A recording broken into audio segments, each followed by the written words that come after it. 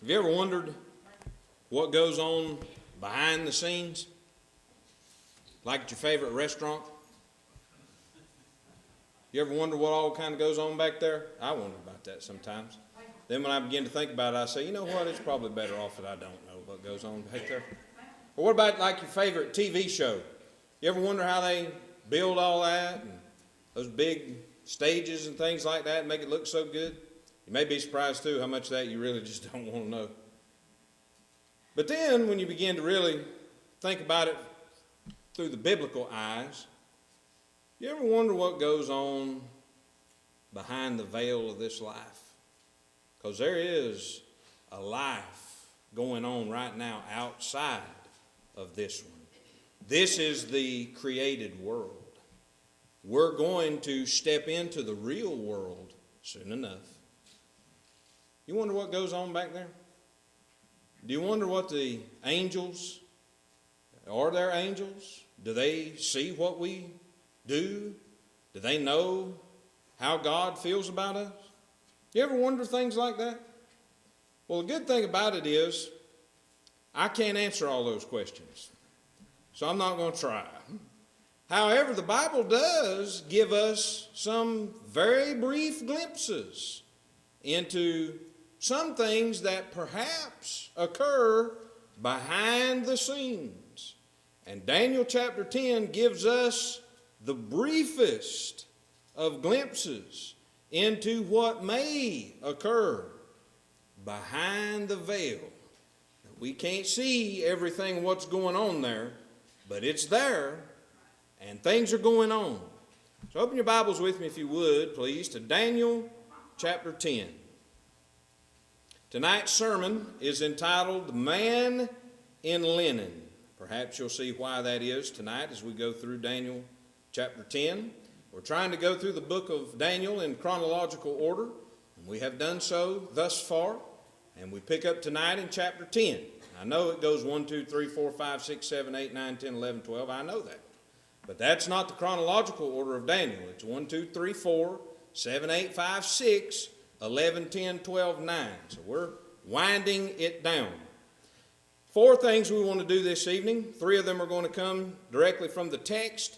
Number 1, in Daniel 10, verses 1 through 9, we're going to see the appearance of the man in linen. And then we're going to take that section of verses, and we're going to section them up. Second, in Daniel 10, verses 10 through 15, we're going to see the admiration that is expressed to Daniel. Now, how did this being know this? Well, you figure it out. Third, we're going to look in Daniel 10, verses 16 to 21 at the affirmation of the heavenly being to Daniel. It does seem that there's the man in linen, and then another heavenly being arrives on the scene. Perhaps they were angels. Perhaps not. And then fourth, we're going to get the application. We're going to try to get some lessons and observations relevant for today's life. So that's what we intend to do. Now let's begin. In the first place, in Daniel 10, verses 1 through 9, let's see the appearance of the man in linen. In Daniel 10, verses 1 through 3, Daniel is disturbed. Daniel 10 and verse 1, the Bible says, "In the 3rd year of Cyrus, king of Persia." Brief review. Darius, as we've read in previous chapters, was a king only in the sense that Cyrus the king, Cyrus the Persian, bestowed a measure of authority upon him.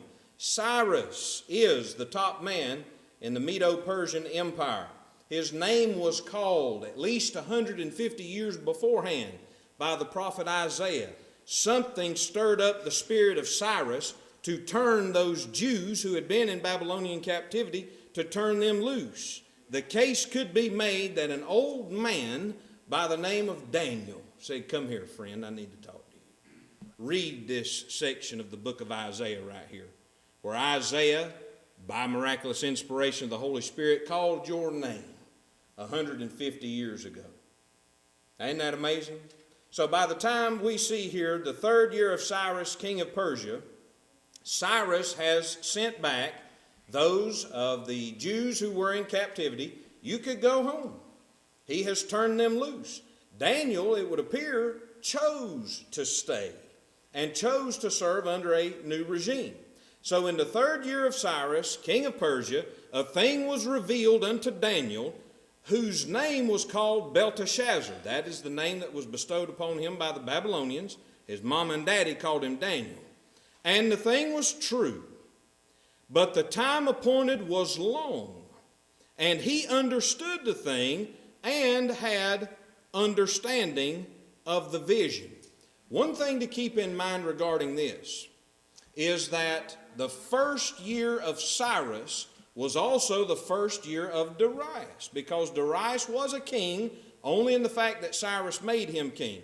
So the 1st, 2nd, 3rd year of Darius are the exact same years the 1st, 2nd, and 3rd year of Cyrus. Now, look at verse 2.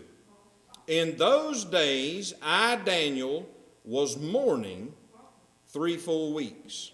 Perhaps 2 Chronicles 36, verses 22 and 23, gives us some brief background which could explain at least some of Daniel's mourning. The fact is given, and many times the Bible does that. What's the fact? In those days, I, Daniel, was mourning 3 full weeks. That's the fact. But if you know what's going on in the background, again, Cyrus has given the Jews permission to return home to Jerusalem.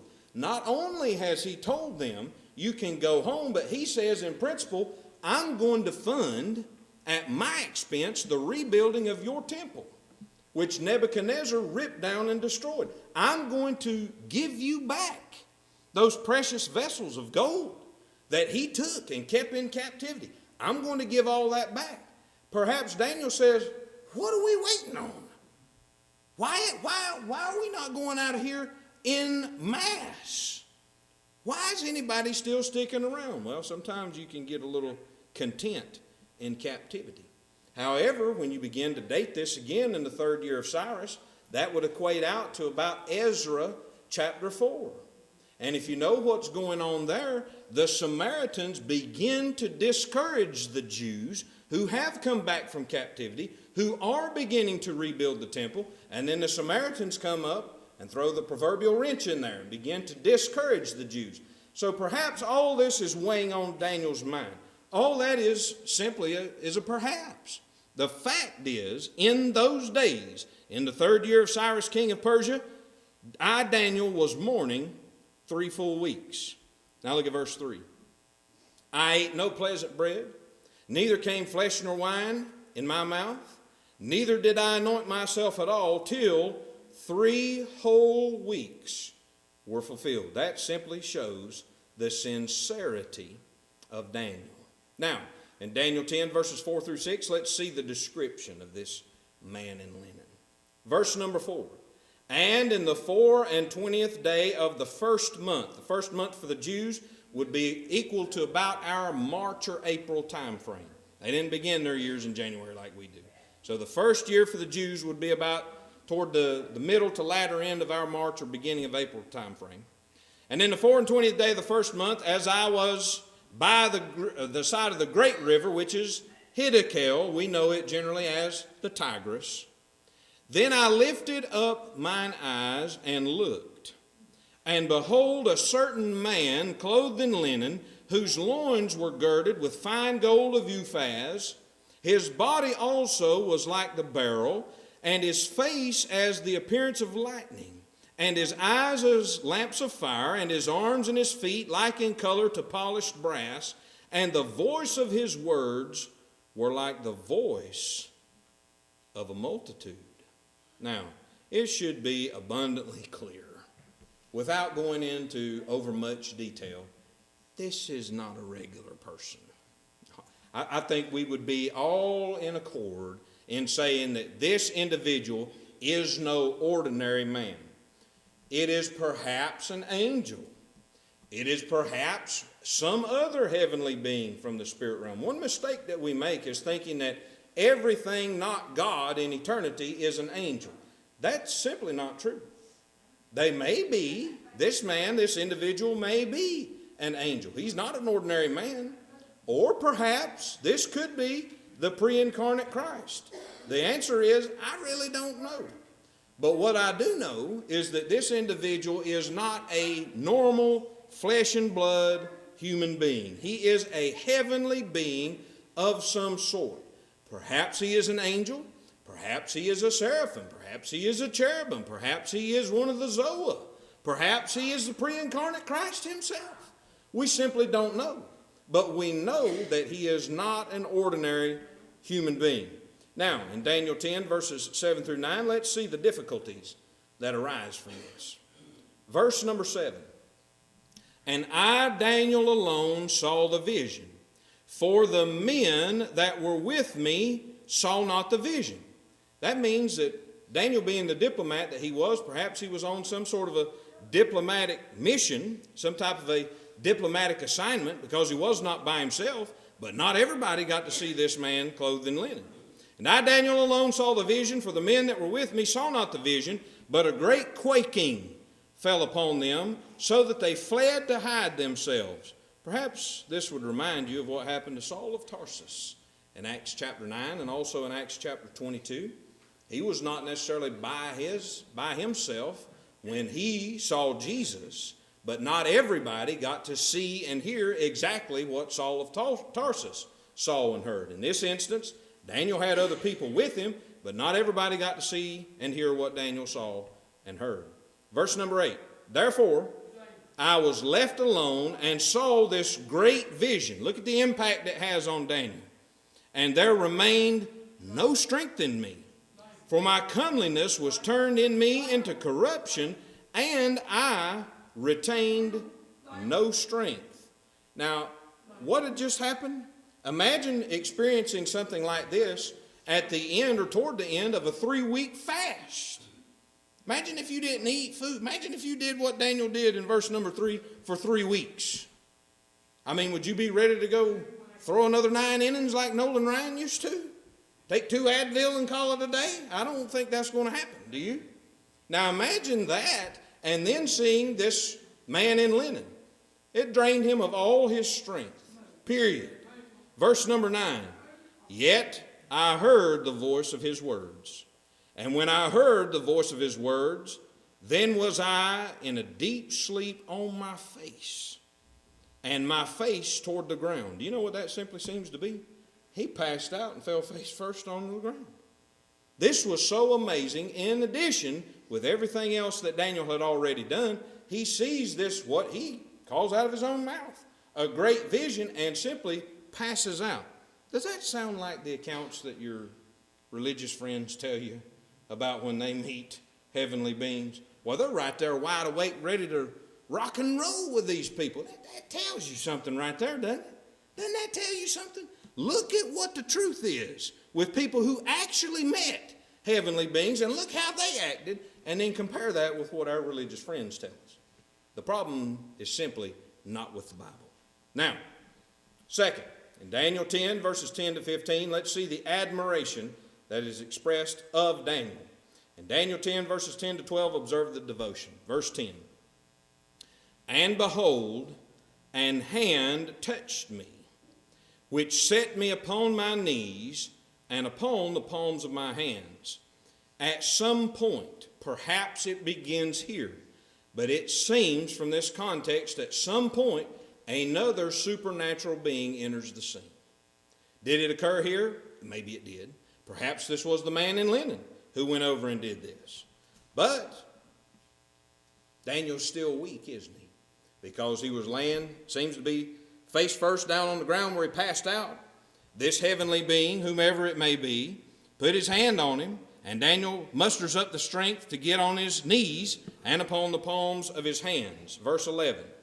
Now tell me if this wouldn't strengthen you. Do you know this was in the Bible? And he said unto me, this heavenly being, whether it's the man in linen, whether it's another heavenly being, no doubt, he said unto me, O Daniel, a man greatly beloved. Now, how did this being know that? How did this being know that? Friend, there is something going on all about us. We may not be able to see it with mortal eyes, but there's things going on behind the veil. Not necessarily this veil. I think I know what goes on back here. But behind the veil of life, there are things going on. Now, imagine being Daniel. He's definitely an old man at this time. He's probably in his mid-80s by now. Would this strengthen you? Here's this awesome heavenly being, at least one, if not two.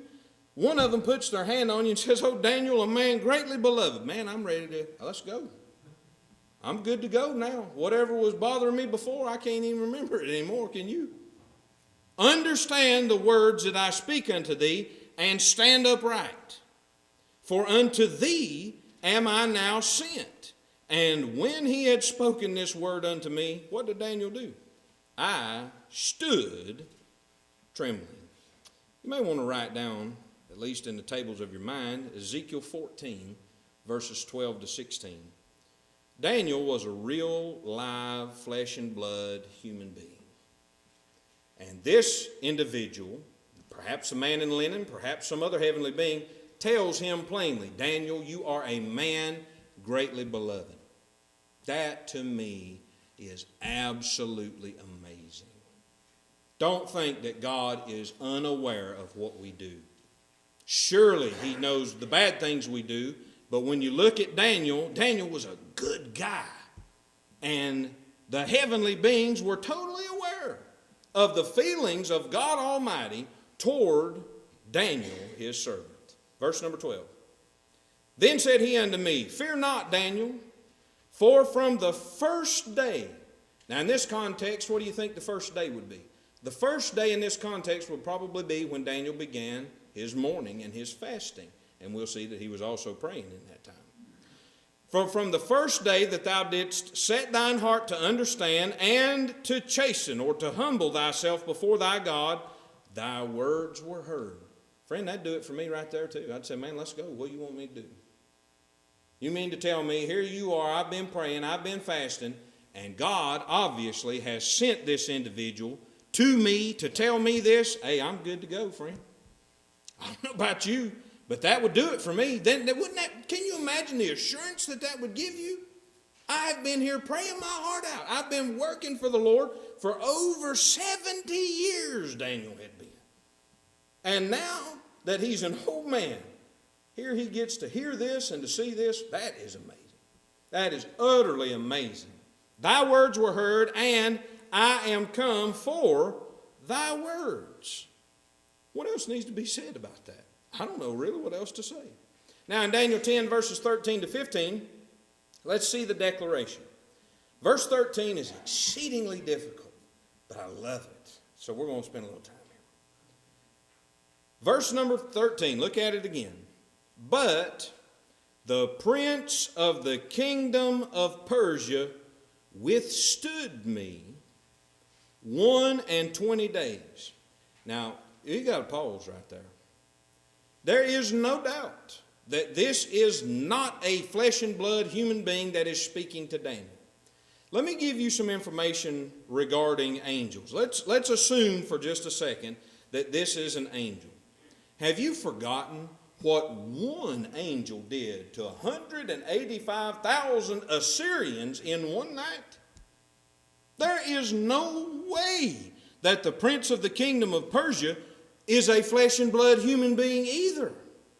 Because there's no man, there's no army of men that could do anything to hold up an angel for 21 days. That cannot happen. Now this opens up another side to that veil. We know there are heavenly beings who do the will of God on the other side of the veil, but apparently there's some evil beings who are also on the other side of that veil. How do you figure that they're evil? Well, why would they be withstanding this heavenly messenger who's come down here and said, "Daniel, you're a man greatly beloved. I've come for thy words." You've been heard from the first day that you began to humble yourself in the sight of God. God has heard everything you've said, and in principle, God sent me here because of you. I would have been here sooner, but I got tied up by the prince of the kingdom of Persia. Who is the prince of the kingdom of Persia? I have no idea. But I feel absolutely confident to stand in public behind this pulpit and say, there's no way it could be a flesh and blood human being. There's no way that a human being could tie up a heavenly being for 1 and 20 days.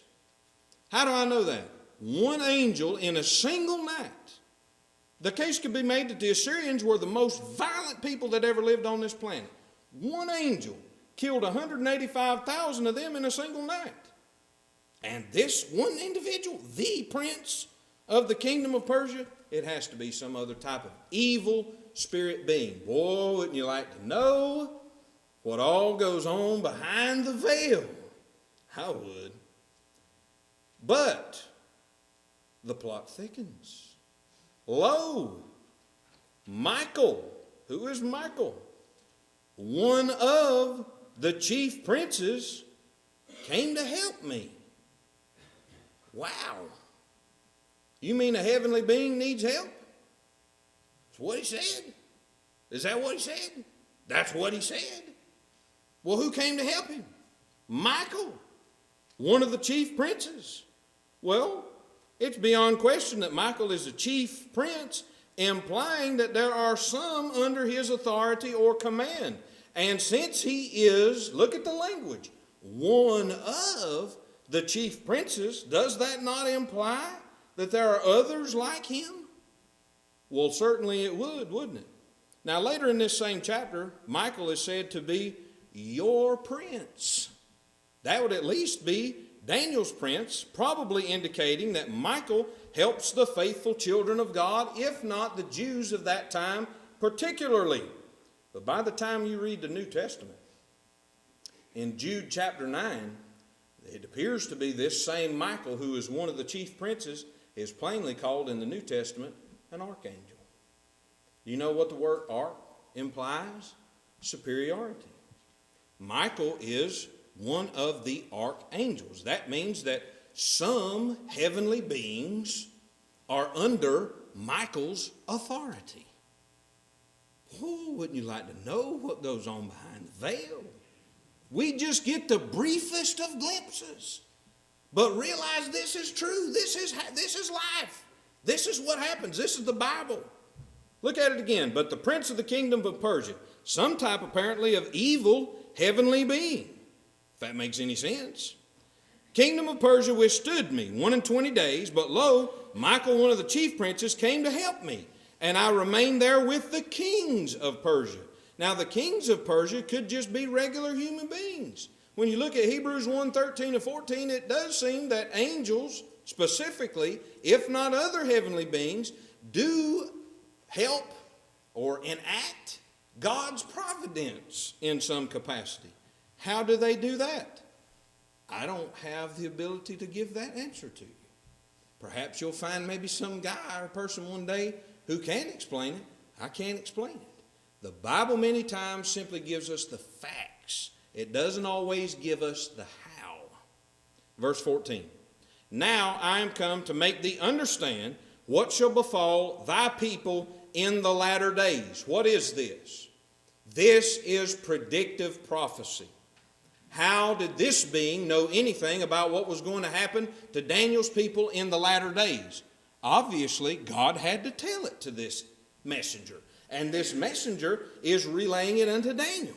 For yet the vision is for many days. Go back and look at Daniel 2 and verse 28. The latter days is an undefined, probably even undefinable, if we didn't know chapter 11, an undefined period of time going to occur at some point after when this heavenly being, perhaps the man in linen, is speaking to Daniel. Now verse 15. And when he had spoken such words unto me, I set my face toward the ground, and I became dumb. Literally, that would be Daniel became speechless. Think about this. How would you handle these awesome sights? Just think. If you stopped and pondered on verse number 13, do you think Daniel missed that? Daniel didn't miss that. So then you're seeing this, and then you're hearing these messages. What else would you do? Boys, it's time to sit down and not say anything. I don't know what to do. Could be said. Now, third, in Daniel 10, verses 16 to 21, let's see the affirmation of the heavenly being to Daniel. In Daniel 10, verses 16 and 17, let's see a measure of Daniel's deliverance. And behold, one like the similitude of the sons of men touched my lips. Is this the man in linen? or is this another heavenly being? I told you, it seems that there are at least 2 supernatural beings in Daniel's presence. Maybe, perhaps even 3. And behold, one like the similitude of the sons of men touched my lips. Then I opened my mouth and spake, and said unto him that stood before me, O my Lord. Observe, that's not said blasphemously. It's not got Lord capitalized. This is simply a term of respect. O my Lord, by the vision of my sorrows are turned upon me, and I have retained no strength. You know, when you go through the rest of the Bible, and look at what Daniel says here. He says, one like the similitude of the sons of men.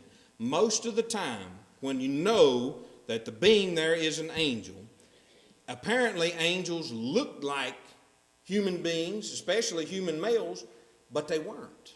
They had the appearance, the similitude of one of the sons of men, but this, again, was not a normal flesh and blood human being. This is a supernatural heavenly being. Verse 17. Daniel continues to say, for how can the servant of this my Lord talk with this my Lord? That's probably Daniel's talking about himself. Daniel's saying, look, friend, I'm your servant. That doesn't mean he's worshiping this being. He recognizes this being's superiority. And again, the case, could be made that this is the pre-incarnate Christ. Maybe it is, but perhaps it isn't. Daniel recognizes it. How can the servant of this my Lord, that is Daniel, talk with this my Lord, this heavenly being? For as for me, straightway there remaineth no strength in me, neither is there breath left in me. Do you see what happened when people actually had encounters with spiritual beings? They weren't running up and saying, hey buddy, let me give you a hug. They had no strength left in them, falling down on their faces as though they were dead. That's what the Bible teaches. Now, in Daniel 10, verses 18 to 21, look at the direction that's given. Verse 18, then there came again and touched me one like the appearance of a man, and he strengthened me. Now, who was this? It's one of those supernatural beings there. It seems to imply that there's at least more than one, perhaps 2 or 3. And said, now look at this. This would do it for me again. O man, greatly beloved. How did this being know that? There is something still presently going on behind our natural ability of sight. That doesn't mean it's unreal. It simply means we can't see it. But the Bible lets us know that it is occurring. I wonder if your name came up today in heaven. I wonder what was said. I wonder if they said, hey, that's my man, greatly beloved. Wouldn't you love to know that? Well, let's read on. And said, O man, greatly beloved, fear not. Peace be unto thee. Be strong. Yea, be strong. And when he had spoken unto me, I was strengthened. And said, let my Lord speak, for thou hast strengthened me. Perhaps supernatural, miraculous assistance is implied. But the spoken word could have helped too. You'd be amazed how many times these brethren out here in the pews, if you'll give them a kind word, you'd be amazed at how far a kind word can go. Now imagine if you were Daniel, an aged man, you're tired, you're worn out, you've been fasting for 3 weeks, you understand some of the things that are going to happen, and then here's a heavenly being saying, Daniel, you're a man greatly beloved, fear not, peace be unto thee, be strong, yea, be strong. Boys, I'd get up off the ground too. I'm telling you. Wouldn't you? I think you would too. Verse number 20. Let's see what it says. Then said he, knowest thou wherefore I come unto thee? Of course you do. And now will I return to fight. Wow. Wonder how supernatural spirit beings fight. They pull swords on each other? And what is it, nuclear warfare? I don't know. How do they fight? What does it say? Now will I return to fight with the prince of Persia. This is no doubt a heavenly being. I'm going to go back and fight with the prince of Persia. How does that happen? That's beyond my level of understanding. I know it's real. I don't know how it occurs. Boy, wouldn't you like to know what goes on behind the veil? Now will I return to fight with the prince of Persia, and when I am gone forth, lo, here's another individual. The prince of Grecia shall come forth. Is it possible that angels are special guardians over particular nations? Is it possible? Oh, it's definitely possible. Is that the case? Well, I don't know that I can say absolutely one way or another. But when you look at this chapter, it does seem to imply that there are righteous beings and there are unrighteous beings. And that some of these righteous beings help God's people. And some of these unrighteous beings are trying to oppose God's people. What goes on behind the veil? Verse 21. But I will show thee that which is noted in the scripture of truth, and there is none that holdeth with me in these things, but Michael, your prince. The simple meaning of verse 21 is that this angel is going to speak as if the things that, I say angel, spirit being, whatever he is, this being is speaking as if the things were already written in the Bible. When you read John 10:35, Jesus even said the scripture cannot be broken. So that's how this angel speaks in that firm, authoritative manner. Now, quickly, number 4. Let's get some application from this. Man, we could spend here all night, but let's be reasonable. Number 1, life. Now, it would be fun. I admit it. It would be fun to speculate about everything that's going on behind the veil. But let me tell you the truth. There's enough going on right here that every one of us needs to get right first. Before we start spending our time thinking about what's going on where we have no control over it, let's try to get right what we can get right, where we can get it right. So when we think about life, let's think about this life, because we have to get this life right first. Titus 2:11-14. For the grace of God that bringeth salvation hath appeared to all men, teaching us that, denying ungodliness and worldly lusts, we should live soberly, righteously, and godly in this present world, looking for that blessed hope and the glorious appearing of the great God and our Savior Jesus Christ, who gave himself for us, that he might redeem us from all iniquity and purify unto himself a peculiar people, zealous of good works. What is number 1? Get it right here. And until we know absolutely that we've got it right here, I would not spend one more second of time wondering about what's going on behind the veil. Number 2, light. God's word provides light for our spiritual path. Did you observe what the being said? That which is noted in the scripture of truth. The Bible is the truth. God's word is the truth. Psalm 119:105, thy word is a lamp unto my feet and a light unto my path. We're not going to get it right in this life without the light of God's word. Number 3, love. Daniel got to hear from a heavenly messenger that he was greatly beloved. You're not going to get that same experience. I hate to be the harbinger of bad news, but you're not going to get to see in this life a heavenly being who is sent to you by God Almighty to tell you, so and so, you're a man or you're a woman greatly beloved, but I'll give you, really, in principle, what's better. John 3:16. For God so loved the world that he gave his only begotten Son, that whosoever believeth in him should not perish, but have everlasting life. So while it may not be specifically that your name is called in John 3:16, you're implied in John 3:16, and God does love you. So much so that he gave his only begotten Son on your behalf. Word number 4, learn. There is a war going on.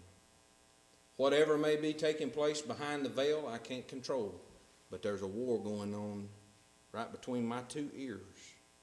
And you know what else is true? There's a war going on right between your 2 ears. And whoever wins the battle, the war for your mind, has your soul. Is it going to be the Godhead, or is it going to be Satan and his angels? You decide. 2 Corinthians 10:3-5. For though we walk in the flesh, we do not war after the flesh. For the weapons of our warfare are not carnal, but mighty through God to the pulling down of strongholds, casting down imaginations, and every high thing that exalteth itself against the knowledge of God, and bringing into captivity every thought to the obedience of Christ. That's what we have to do. Let the gospel tear down the walls of our mind that we've built up against God and His Word, and bring into captivity every thought to the obedience of Christ. In eternity, there is no such thing as time. In this life, time marches on without respect of persons. One day, time will be no more. Christ's return will be a source of comfort to some, but it will be a strong and eternal and everlasting condemnation to others. If Jesus were to come back tonight, are you ready? Do you know that you're ready to stand before the judgment seat of Christ? 2 Corinthians 5:10. Would you rather be comforted or condemned? Would you rather be blessed or cursed? The choice is yours. What are you going to choose? I'm going to suggest that you choose wisely and hear the truth, Acts 18:8. Believe the truth, Acts 16:31. Repent of sin, Acts 3:19. Confess Jesus Christ to be the Son of God, Acts 8:37. Be immersed in water for the remission of sins, Acts 2:38. And brethren, we got to be faithful unto death, Revelation 2:10. Wherever you are, make your request known now, as together we stand and as we sing the song of encouragement.